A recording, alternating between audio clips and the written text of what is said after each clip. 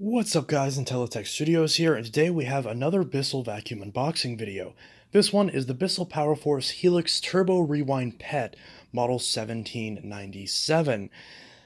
Some of you may be a bit confused about that because of the fact that this is the PET model, yet it also looks like the non-PET model. We'll get into that in a minute, but for now we're going to go ahead and open up this box and show you how to assemble your new Bissell vacuum if you did purchase one of these. Real quick, I would like to compliment Bissell on one thing that I really like about the box, and that's the integrated handles. I think that's very nice, and it makes transporting the machine very easy. And the machine isn't very heavy to begin with, so overall this machine is pretty easy to get home once you do grab one. Although in my case, I actually got this from Bissell's website. I actually got this from warrantying out my previous PowerForce Helix Turbo Rewind PET after the motor failed in it. But regardless, we will go ahead and open this up and see what's inside. So we're going to grab a lovely little knife, cut the box open, and this will take care of the seal. Ooh. A little bit difficult. There we go. Now we can set that aside very carefully and open this up. So, looking at all of what we have in here, we have a Bissell registration card, we have an owner's manual, we have a spare filter. This one is a Febreze filter. The one that's inside the vacuum, because this does come with two filters, is a standard unscented filter, and then you also have a spare Febreze filter if you choose to use it. So you can use both filters and have the option of both scented and unscented, or you can just use this as a spare. The smell will eventually wear off, but it is nice whenever the filter is brand new. But again, there is a filter inside the machine, so you don't need to install that immediately for your vacuum to function. Here's our dusting brush. Here's our turbo brush. Still not the best quality. I generally am not a fan of these turbo brushes, but they do exist. Here is our crevice tool and extension wand holster. This just snaps onto the machine. We can see the handle right here. We have to remove this cardboard out of the way. And we'll reach over here and grab the handle, which is right here. Let's see, what else can we grab? Here we have the extension wand. We have our stretch hose right there. And there should be a crevice tool in here as well. We'll try to find that. I might have to pull the machine out first. So just grab this green handle right here and pull up on the machine.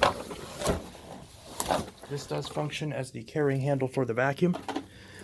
And then we push this forward into the upright position until it clicks into place. Didn't really click all that well, but it is locked in. And we can pull this packaging off and out of the way. So here's the machine, the PowerForce Turbo Rewind PET. Oh, and here's the crevice tool. It's a very small crevice tool. And that should be everything in the box. Yep, that is everything. So we'll go ahead and grab the packaging materials and put that right in here. Now we're going to grab our handle and pull it out of the plastic, just like that. There are two screws affixed to the handle. We will need a Phillips head screwdriver to put this together. And now we're going to make sure that we have everything that this machine is supposed to come with. So it's supposed to come with the owner's manual, registration card, the little holster for the extension wand and crevice tool, the extra Febreze filter, the turbo brush, the handle assembly, the dusting brush and upholstery tool, the extension wand, the crevice tool that stores inside the extension wand, like so, the stretch hose, and the vacuum itself. You will need a basic Phillips number 2 screwdriver in order to install the handle onto the machine. And I'll show you how to do that right now. So there's this little bag of screws that is taped to the top of the handle. So we're just going to undo that tape as soon as we find the end of it. My camera is not wanting to focus. My apologies for that. So we're going to go ahead and find the end of this tape in order to pull this off. I'll just go ahead and do this off camera since it's struggling a little bit with it. After removing the 2 screws from the bag, we're going to take the machine and I'm going to set it down just to make this visual a little bit easier.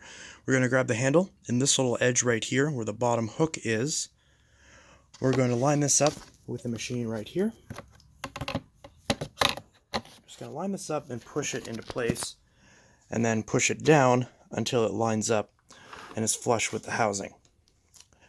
Once that's in place, we're going to take each of the screws and put them on opposite sides of these screw holes right here.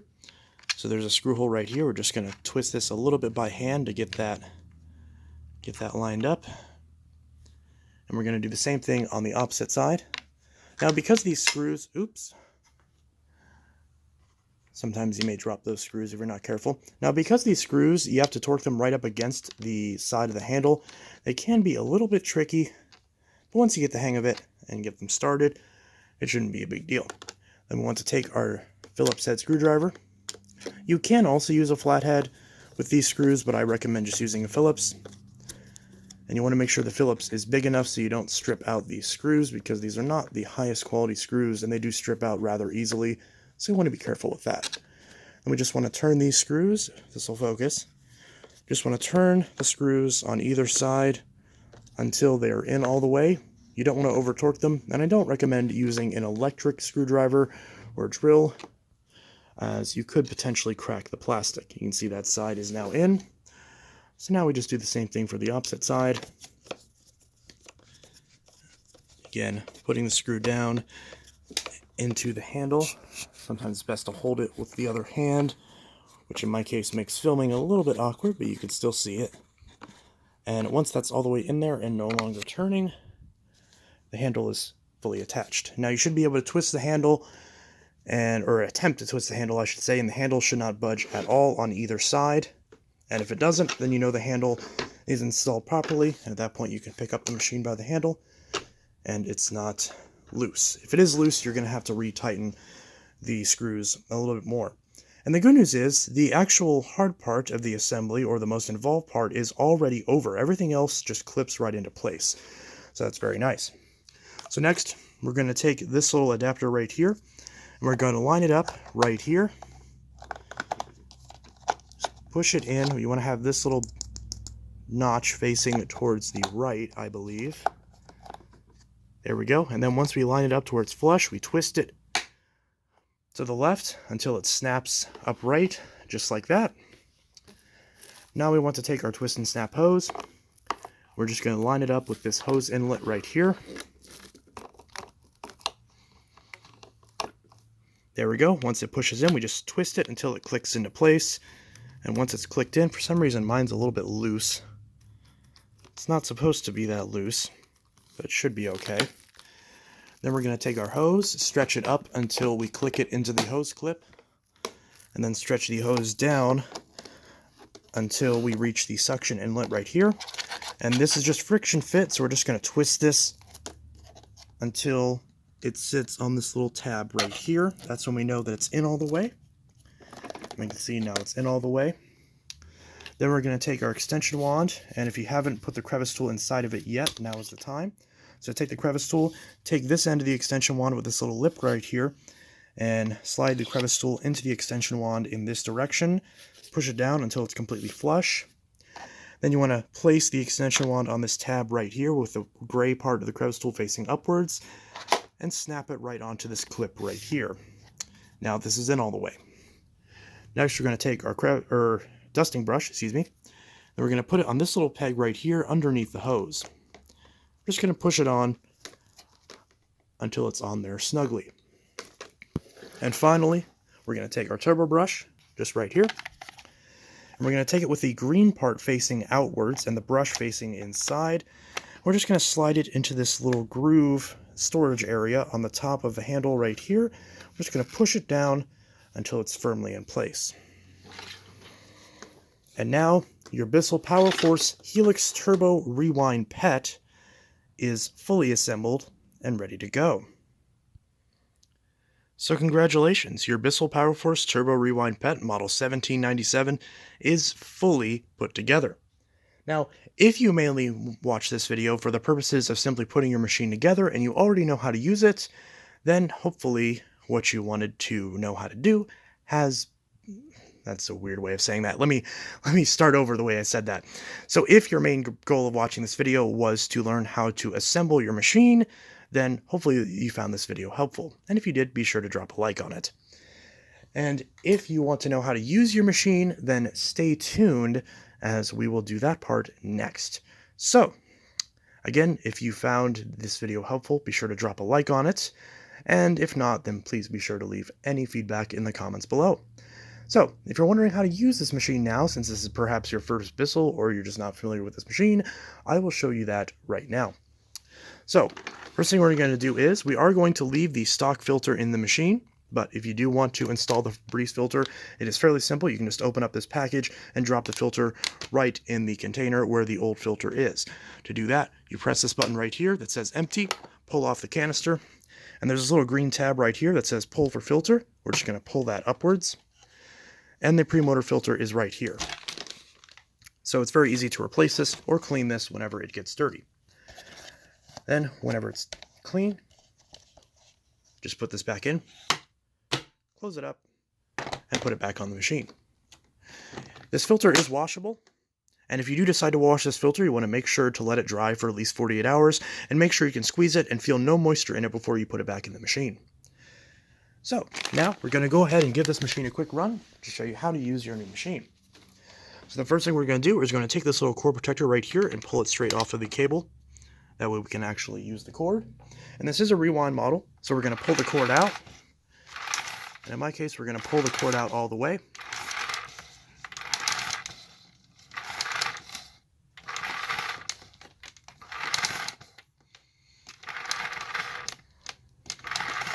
This is a fairly long cord, so it will take a little bit. Once we see the yellow tab right here, we don't want to pull the cord out any further, as you could potentially cause damage to the cord rewind mechanism. So once you see this yellow tab, don't pull the cord out any further. Now we're going to take the cord and we're going to go ahead and plug this into a wall outlet. Now that the machine is plugged in, we can adjust it to our proper floor surface. So if your machine, or if your carpet is of a medium pile, a high pile, or a low pile, you can adjust the height adjustment accordingly to your pile. Generally, when you first get the machine, you're going to play around with this for a little bit before you find the ideal position for your carpet.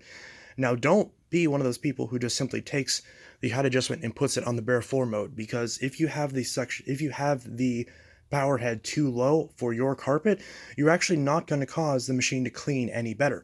You're just going to wear out the belt and potentially cause damage to the brush roller much faster than have you adjusted it properly.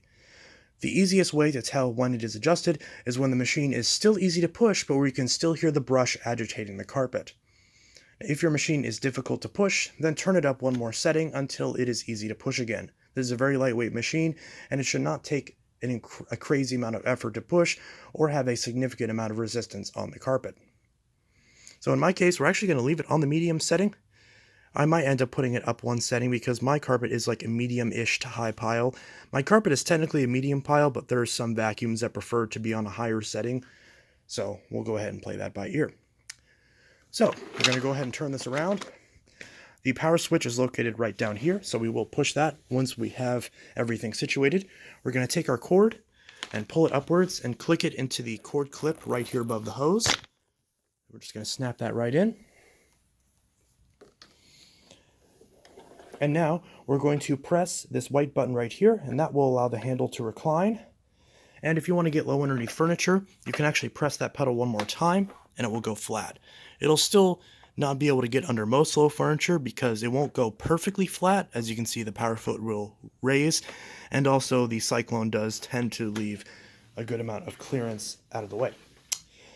So we're going to go ahead and press the red power button, and the machine will turn on, and we can proceed with vacuuming our carpets. Then once we're done, we can press the red power button again to turn the machine off. So we're going to do that in 3, 2, 1.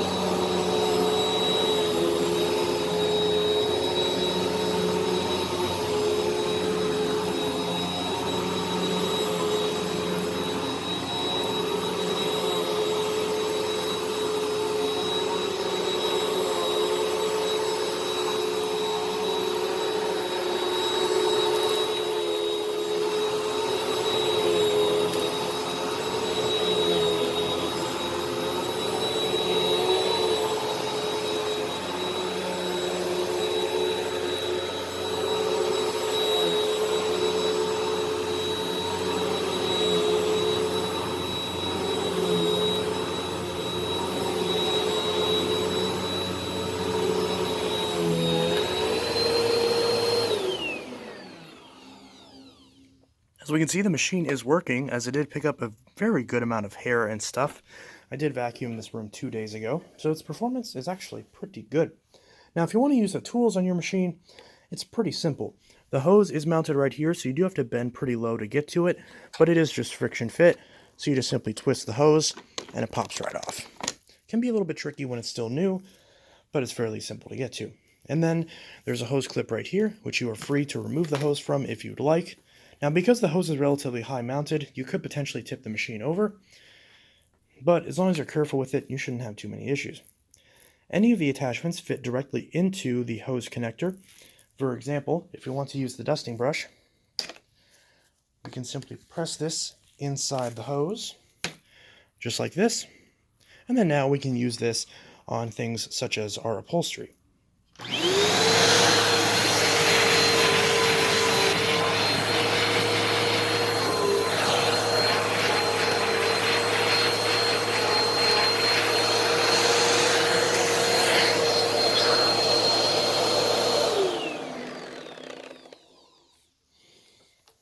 We can also use the suction power turbo brush for this purpose as well. You can just pull this right out of this connector. Again, it could be a little bit stiff while it's still new. Press this right under the hose just like this, and then vacuum with it.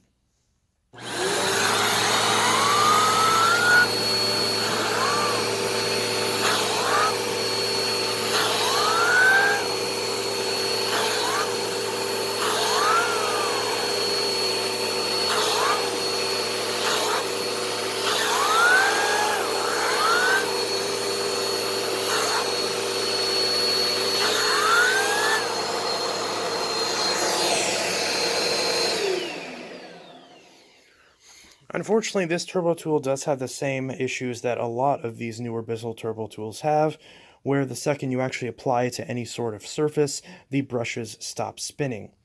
So unfortunately, this is still a design flaw with even the current generation of turbo brush. So if your turbo brush for your machine also does the same behavior that mine does, where it stops when you apply it to any sort of surface, unfortunately, that is just simply a design flaw with the brush. There's really not much you can do about it unless you find another brush that works. Although, here's a fun fact, Dyson attachments from a lot of the newer Dyson uprights like the DC-25 and the Dyson Ball Animal 2 do actually work with these Bissell uprights and fit directly into the hose, as long as, again, they are from the newer style of Dyson uprights.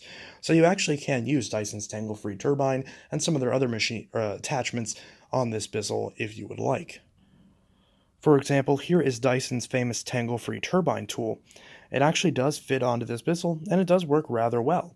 So the issue isn't that this Bissell doesn't have enough power to drive a turbo brush, it's just that that turbo brush isn't designed the most effectively. And I have tried a Bissell turbo brush from the higher end Bissell Powerlifter Swivel Liftoff PET, and that turbo brush actually does work even on this machine. So it's just an issue with this particular turbo brush, so if you can find a better upholstery tool, then that certainly makes this machine a lot more versatile.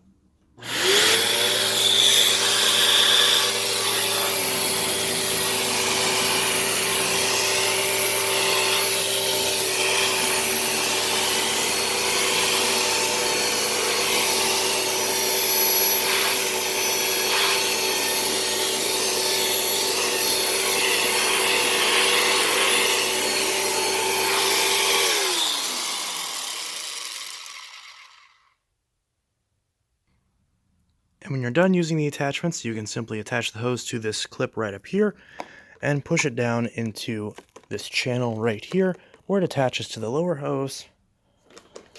And then now you can resume with vacuuming your carpets.